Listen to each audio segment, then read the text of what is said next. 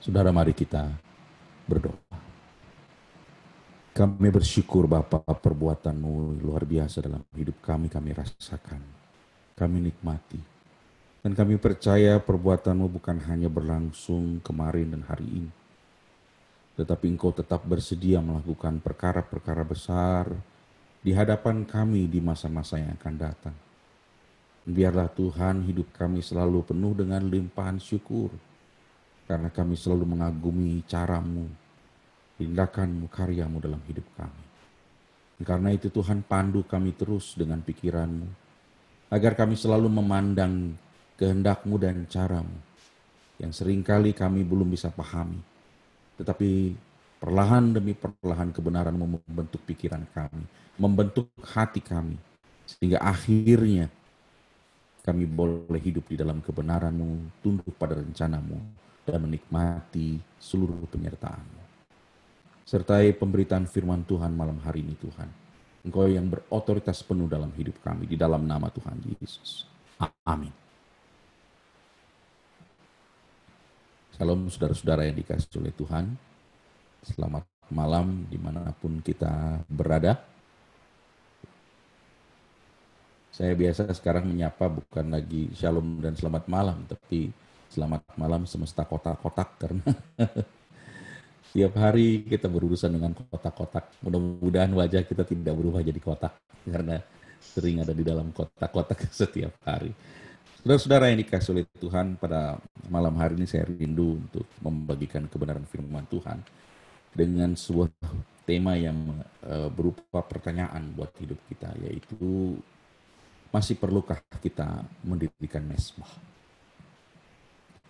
Saudara-saudara, kita baca firman Tuhan dari kitab Kejadian lebih dahulu, ya, yang menjadi dasar firman Tuhan pada malam hari ini. Kejadian pasal 13 ayat yang ke-18. Kalau bisa masing-masing di tempat kita buka Alkitab kita, ya.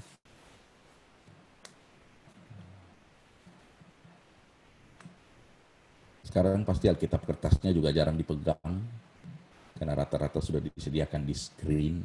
Kali ini saya tidak mau biar Alkitab kertasnya bisa dipegang dulu sekali-sekali. Kejadian pasal 13 ayat yang ke-18. Ya, firman Tuhan berkata, sesudah itu Abram memindahkan kemahnya dan menetap di dekat pohon-pohon tarbantin di Mamre, dekat Hebron. Lalu didirikannya lah mezbah di situ bagi Tuhan. Demikianlah firman Tuhan. Saudara-saudara yang dikasihi oleh Tuhan, nats yang barusan kita baca, satu ayat, ya, itu merupakan ujung dari cerita yang terjadi atau masalah yang sebenarnya terjadi buat Abraham. Abraham selama ini mendidik Lot, keponakannya, dan ketika didikannya itu makin hari makin, ya, boleh dikatakan kena.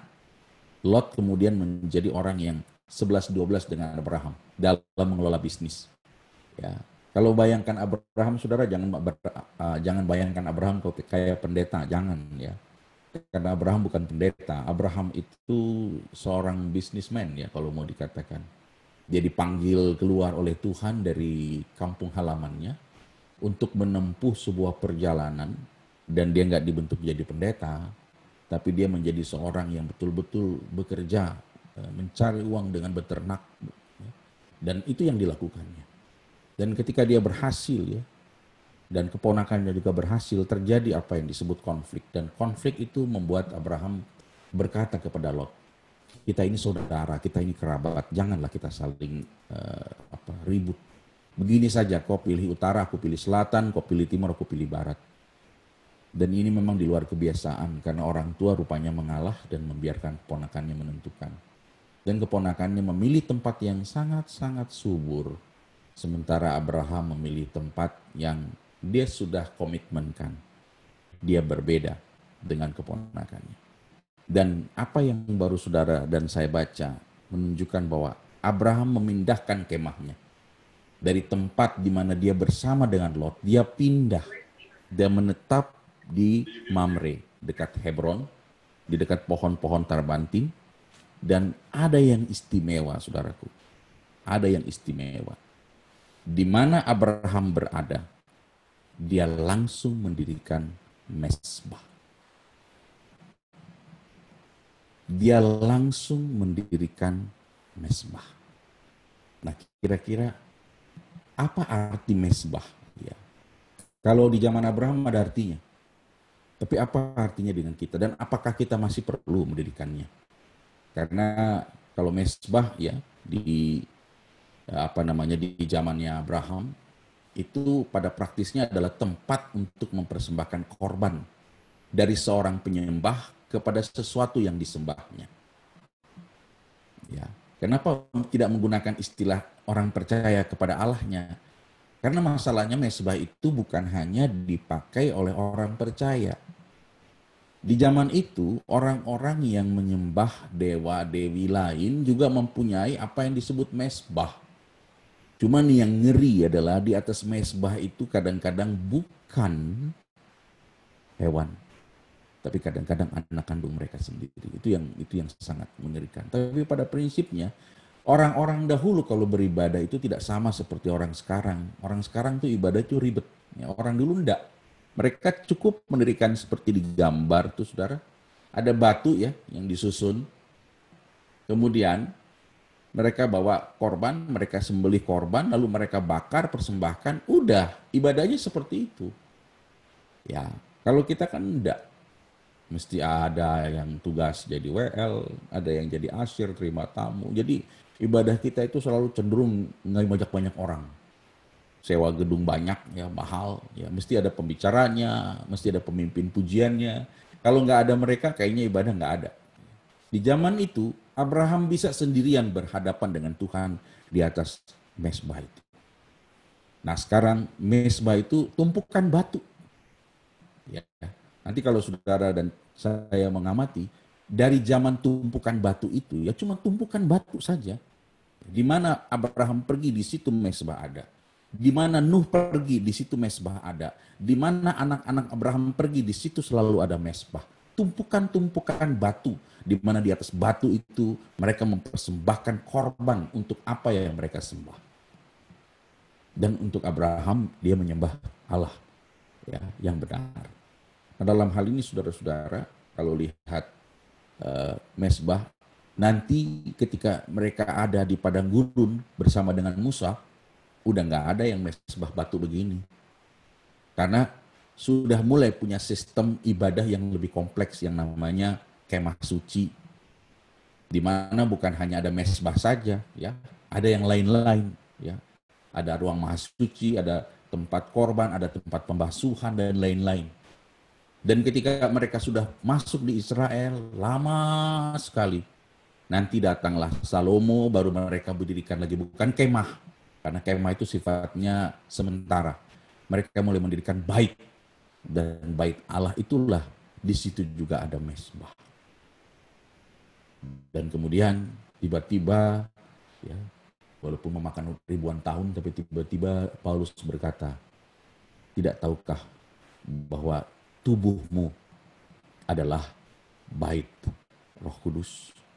Roh Kudus berdiam di dalam diri. Ada perkembangan saudara. Mulai dari tumpukan batu sampai tubuh kita disebut oleh Paulus adalah bait Roh Kudus. Nah saudara-saudara, kalau begitu pertanyaannya, kalau diri kita ini sudah adalah bait, masih perlukah kita bikin mezbah?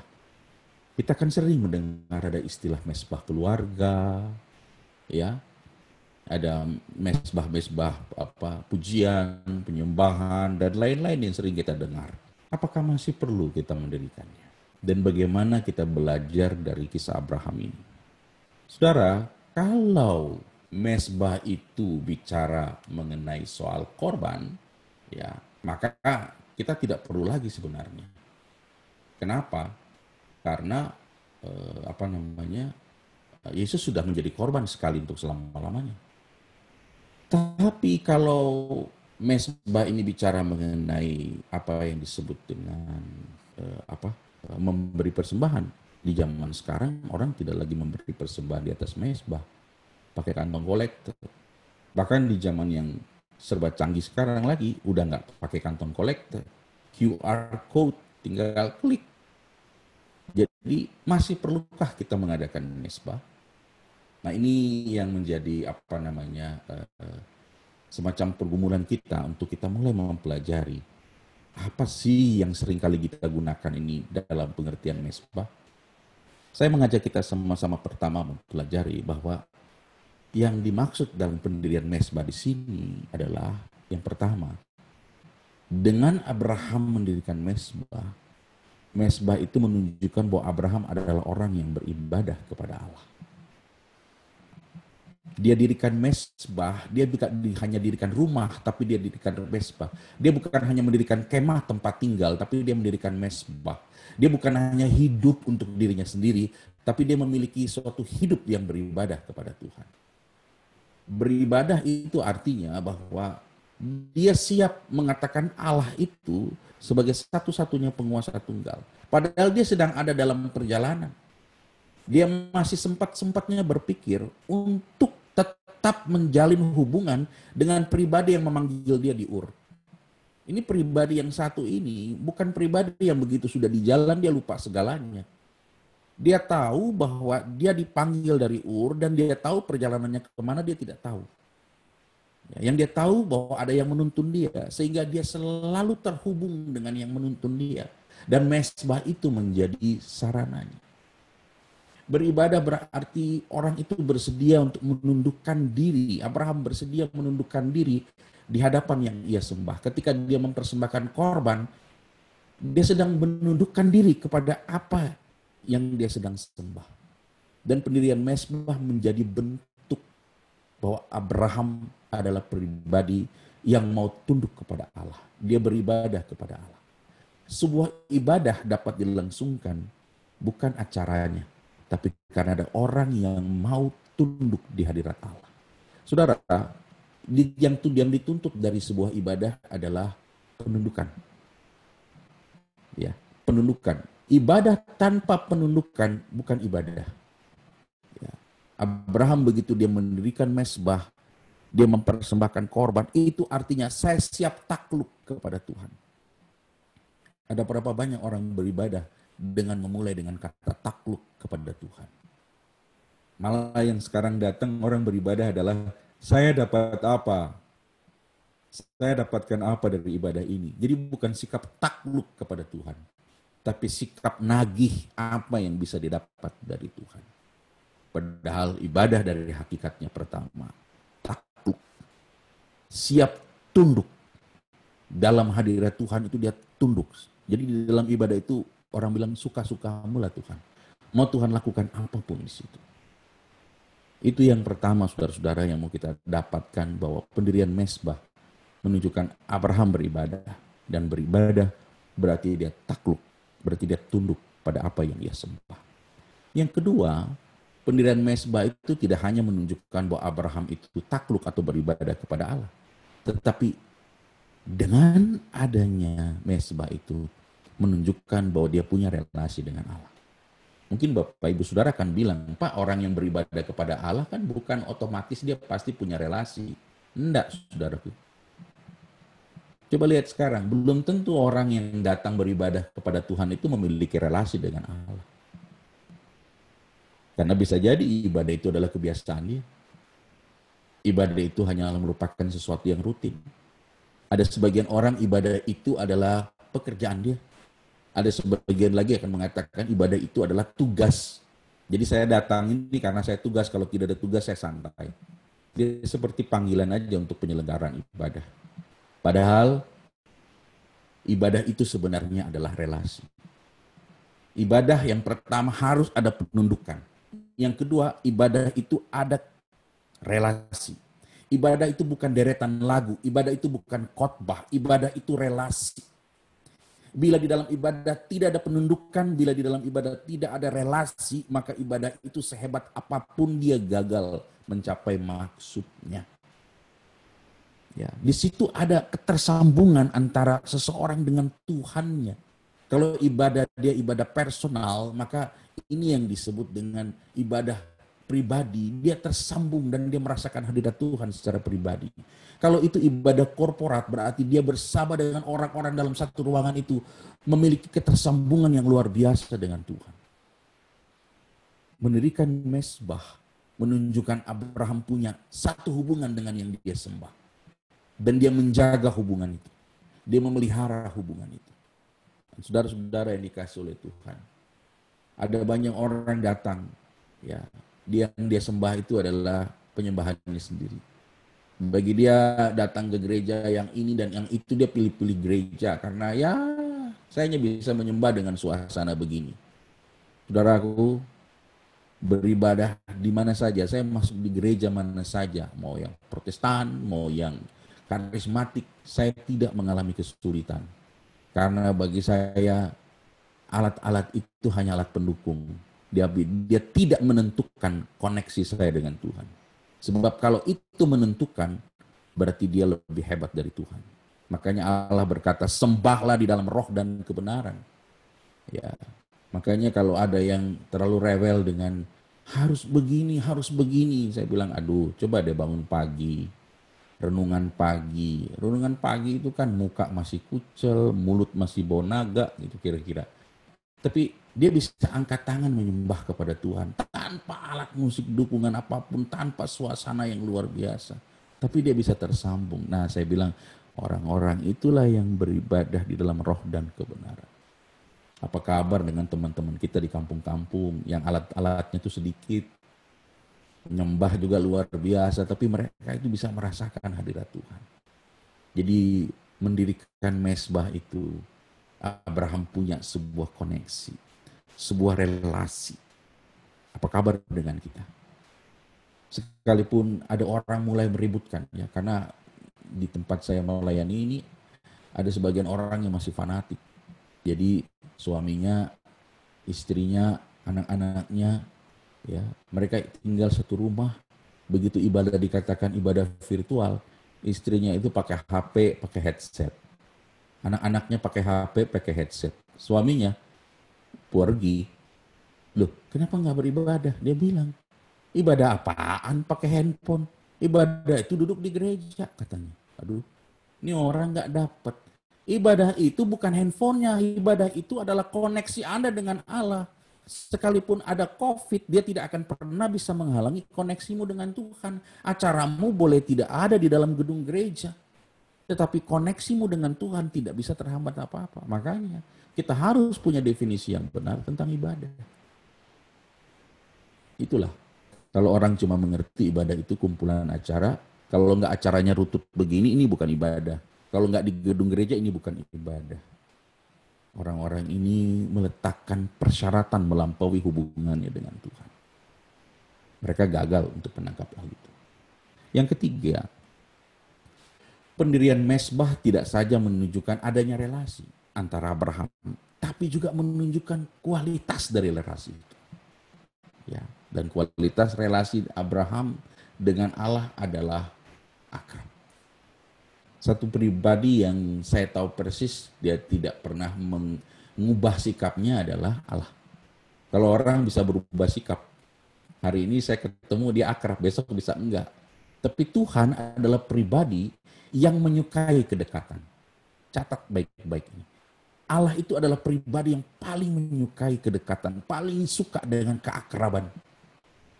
Jadi tidak seorang pun bisa menyembah Allah sambil terus menjaga jarak dengannya. Allah justru mencari penyembah-penyembah itu adalah orang-orang yang memutus semua penghambat-penghambat. Dan Abraham melakukan hal itu. Dia bukan hanya punya ibadah, dia bukan hanya takluk, dia bukan hanya punya relasi, tapi dia ingin berkata, relasiku dengan Tuhan itu ada dalam sebuah keakraban. Kalau Allah dengan dia nggak akrab, dia nggak akan dirikan mezbah. Karena bagi dia, nggak usah lah, jaga jarak aja terus. Nggak usah terlalu dekat dengan Tuhan, atau jangan dibilang terlalu jauh juga nggak bagus. Jaga jarak aman. Tapi Abraham enggak. Bahkan saking dekatnya nanti saudara perhatikan, nanti terjadi apa yang disebut dengan dialog antara Allah dengan Abraham, Abraham dengan Allah. Ketika melihat Lot ada di Sodom dan Gomora. Sampai dia bilang, Tuhan, kalau 50 orang masih tinggal, kalau 40, 30, 20, 10, dia melakukan negosiasi dengan Tuhan. Hanya orang-orang yang dekat dengan Tuhan yang bisa melakukan hal itu. Dan Abraham tahu itu. Ya. Dan Abraham bukan hanya orang yang mengaku-ngaku atau mendaku-daku.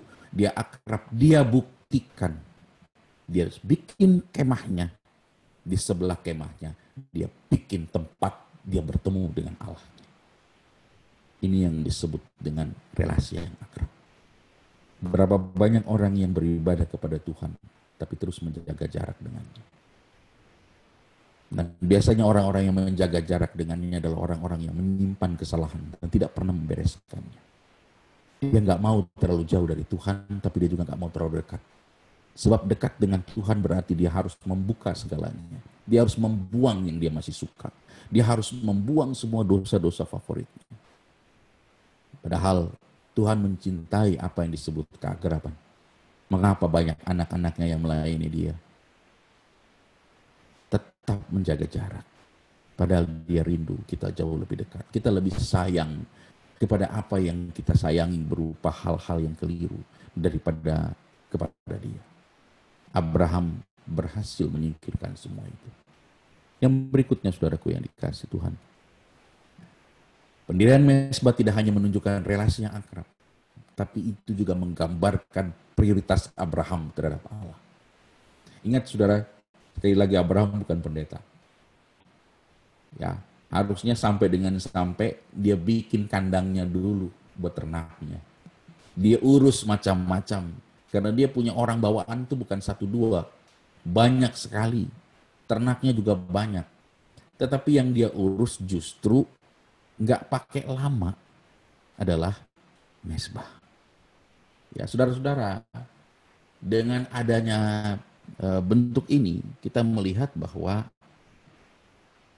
inilah Abraham. Dan Abraham sedang menunjukkan hatinya.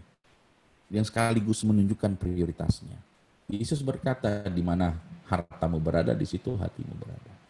Kalau Abraham lain, di mana mezbahmu berada, di situ hatimu berada. Ya, disitulah prioritasnya. Dia menganggap Tuhan itu adalah sesuatu yang penting.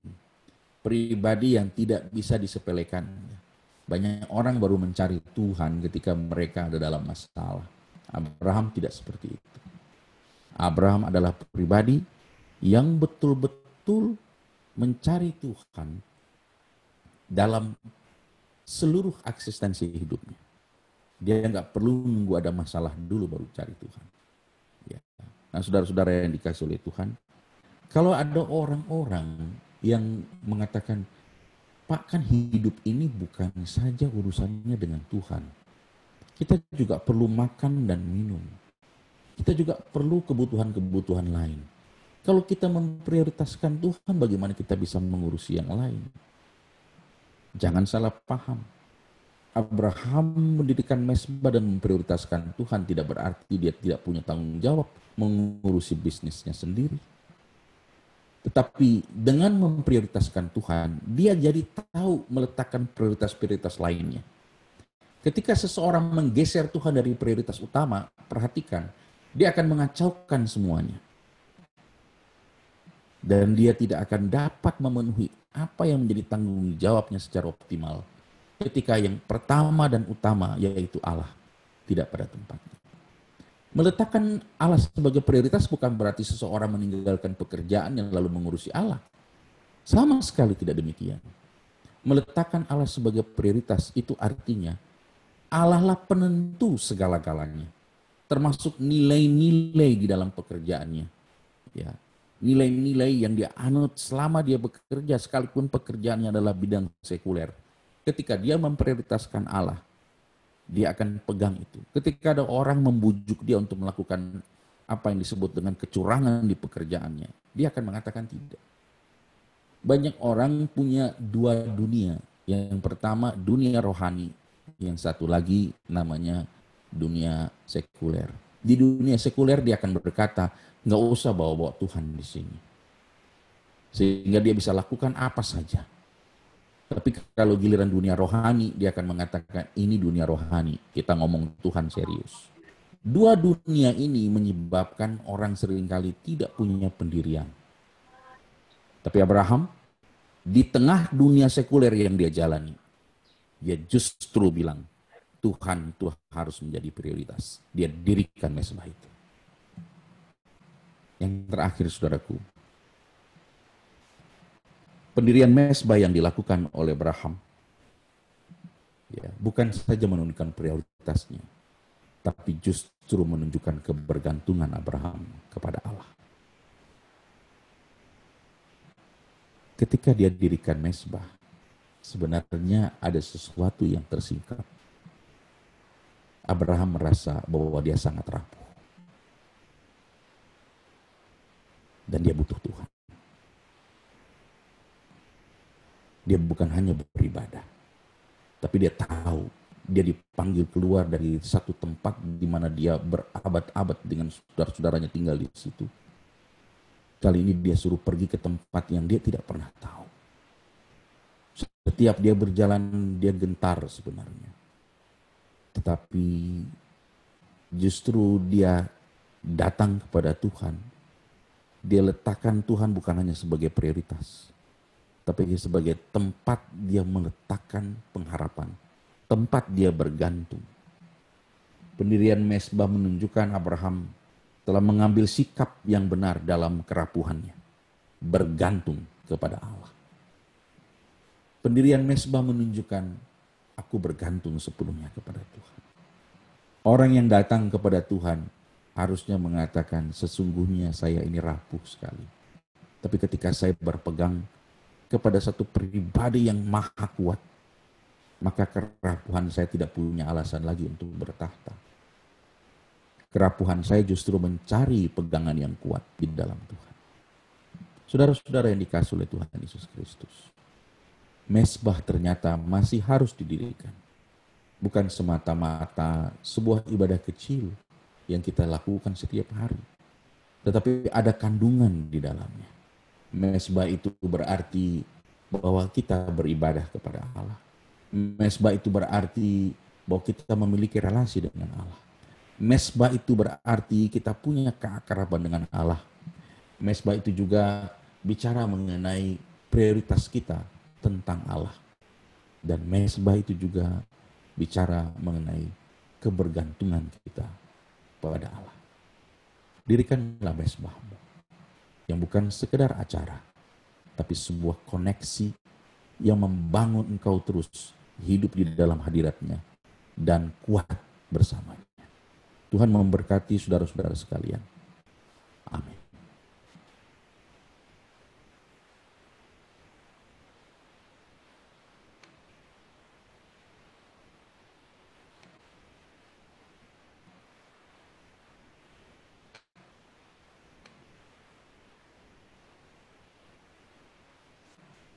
Ya, terima kasih Pak Pendeta, khotbahnya yang luar biasa, sangat memberkati.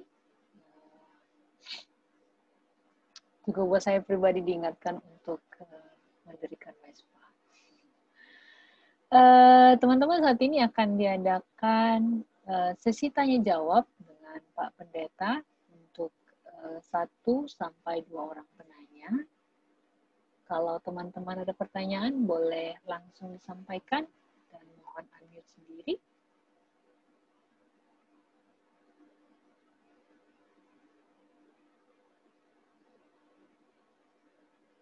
Adakah? Oke, sepertinya khotbahnya sangat jelas, Pak Pendeta. Kayaknya udah siap dilakukan gitu loh, Pak. Pak Pendeta boleh tutup dalam doa penutup khotbah, Pak ya?